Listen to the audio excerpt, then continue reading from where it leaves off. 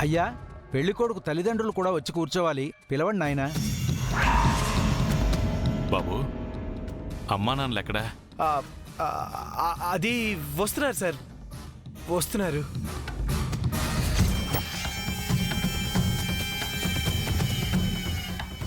బాబు, అమ్మా నాన్నలు రావాలి. వచ్చేస్తున్నారండి.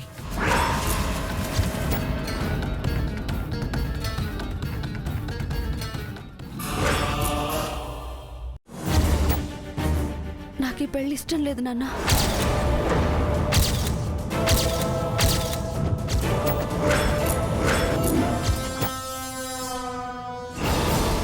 ఏమన్నావు? వెంకీ గారిని చేసుకోవడం నాకు ఇష్టం లేదు అంటున్నాను. ఇష్టం లేకుండా ఎంత దూరం వచ్చావా? మాట్లాడు. అవును, ఇష్టం లేదు, ఇష్టం లేదు, ఇష్టం లేదు.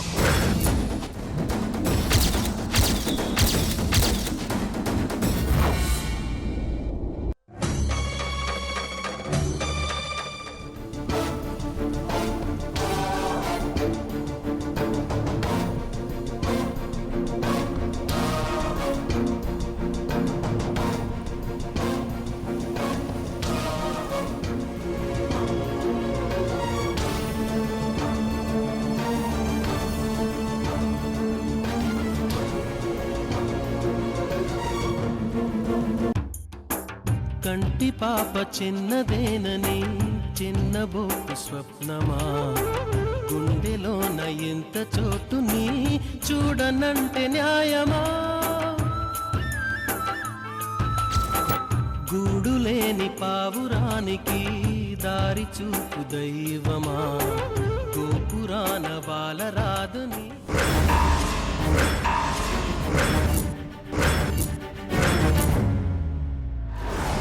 అలివేలు, ఇప్పుడు నువ్వు పేరు చెప్పవే. నేను మా ఆయన వచ్చాం. ఒరే మనవడా, ఇప్పుడు నువ్వు కూడా చెప్పరా.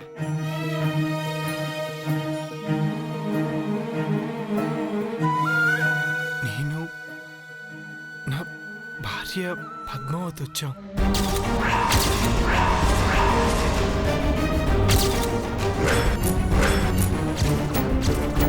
అమ్మా అలివేలు, ఎందుకమ్మా, ఎందుకు ఏడుస్తున్నావు? వ్రతాల్లో నేను నా భర్త కూర్చుంటాం, అక్కడ కూడా నా భర్త దేవుణ్ణి స్మరించుకోడు, పద్మావతినే స్మరించుకుంటాడు. పద్మావతి వెంకీ గారి ముందు నిలబడుతుంది. వెంకీ గారు పద్దునే చూస్తూ ఉంటారు. ఆగో!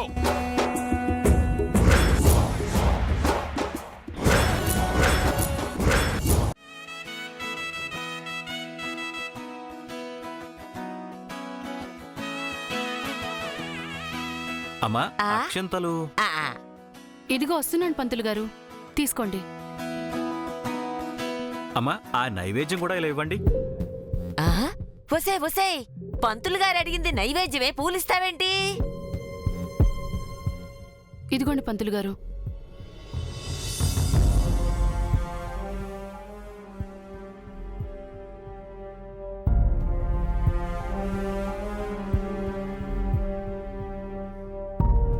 వసే, అటు పక్కరా, నీతో మాట్లాడాలి. రావే, రా రా. ఏంటే ఇందాకడి నుంచి అంత పరధ్యానంగా ఉన్నావు? ఏం లేదులే బామ్మ. ఇదిగో, ఏదో ఒకటి లేకుండా నువ్వెందుకు ఇలా ఉంటావు? అదేంటో చెప్పు. ఏం లేదు బామ్మ, 2 విషయాలు నన్ను ఇంకా వేధిస్తూనే ఉన్నాయి. ఒకటి నీ కూతురెవరన్న విషయం, 2 వెంకిగాడు ఆ సుభద్ర కొడుకా అన్న విషయం, అంతే కదా? అవును బామ్మ. చూడు జానకి, మనం ఏదో అనుకుంటాం, దైవం ఇంకేదో జరిపిస్తుంది. దైవానికి ఎదురు తిరిగేంత శక్తి మనకు లేదు కదా. అందుకే జరిగిపోయిన వాటి గురించి మదన పడకు. వెంకటేశ్వర్లపై నీ కోపం తగ్గించుకుని అల్లుడిగా వాడికి చెయ్యాల్సిన మర్యాదలు చేస్తూ ఉండు. అర్థమైందా? అబ్బా, ఇంకా ఏంటి ఆలోచిస్తున్నావు? పెద్దదానిగా నేనేం చెప్పినా అది మన మంచికేనే. వాడికి అల్లుడుగా మర్యాదలు చేయవే, ఏమంటావ్? అది సరే, పద పద, రా.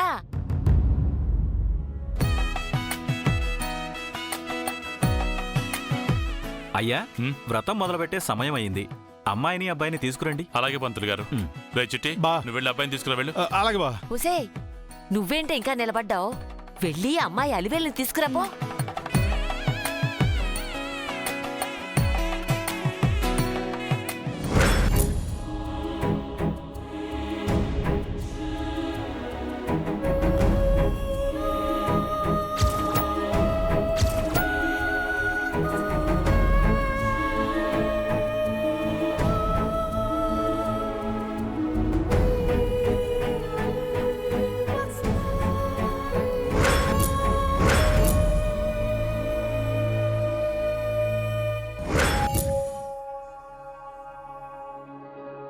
వెంకీ, పంతులు గారు రమ్మంటున్నారా?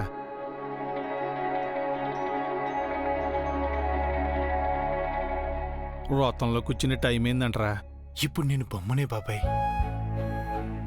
మీరు ఎక్కడ కూర్చోమంటే అక్కడ కూర్చుంటాను, ఎక్కడ నుంచోమంటే అక్కడ నుంచుంటాను.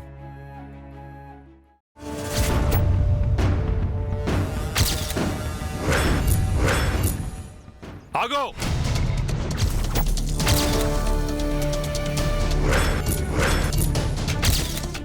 ఎక్కడికి బయలుదేరావు? మండపంలో నా కూతురి పరువు తీసావు, సరిపోదా? ఇప్పుడు నా కూతురు ఆనందానికి అడ్డుపడదాం అనుకుంటున్నావా?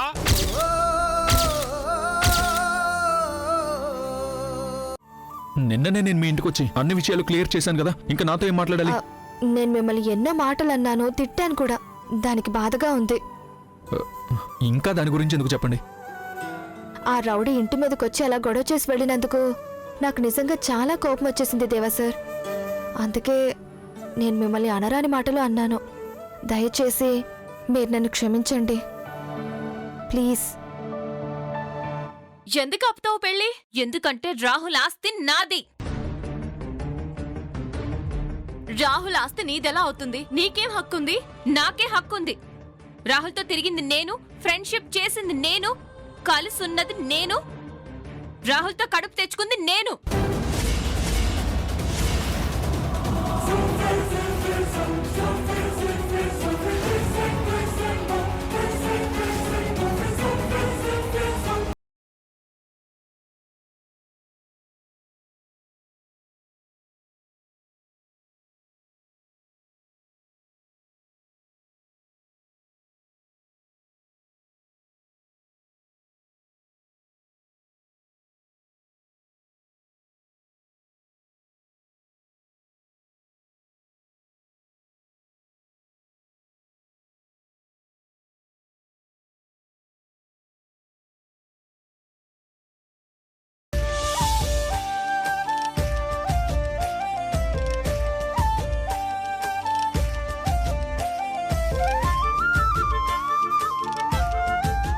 అమ్మ గంగా, ఎవరితను?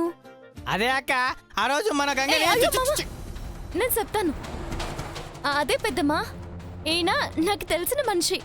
పాపం రోడ్డు దాటుతూ ఉంటే కింద పడిపోయాడు. అబద్ధం.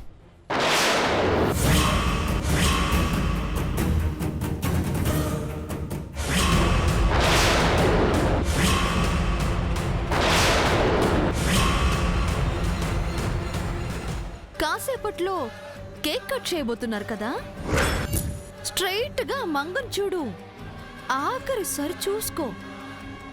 హలో, ఎవరన్నా? ఆ మంగ కట్ చేయబోయే కేక్ లో పవర్ఫుల్ సైనైడ్ కలిపాను.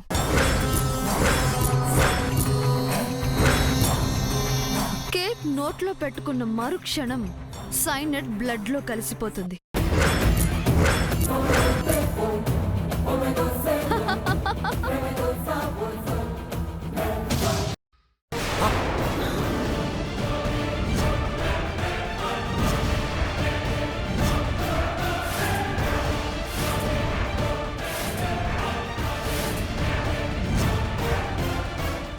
అఖిల, అపశకునం.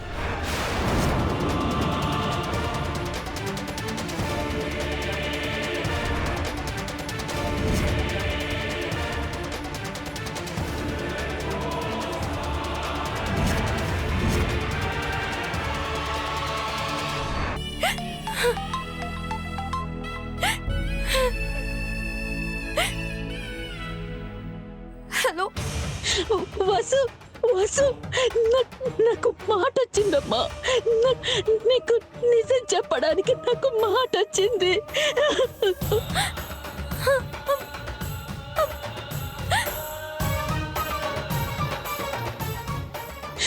వసు వసు వంశీ వెతుకుతున్న అమ్మాయి ఎవరో కాదు.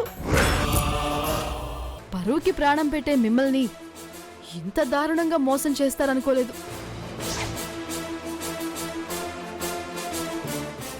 అసలు మన వంశాంకురమే కాని పాపం తెచ్చి రాజా రావ్ బహదూర్ గారి ముని మనవరాలని లోకానికి పరిచయం చేసేలా చేశారు.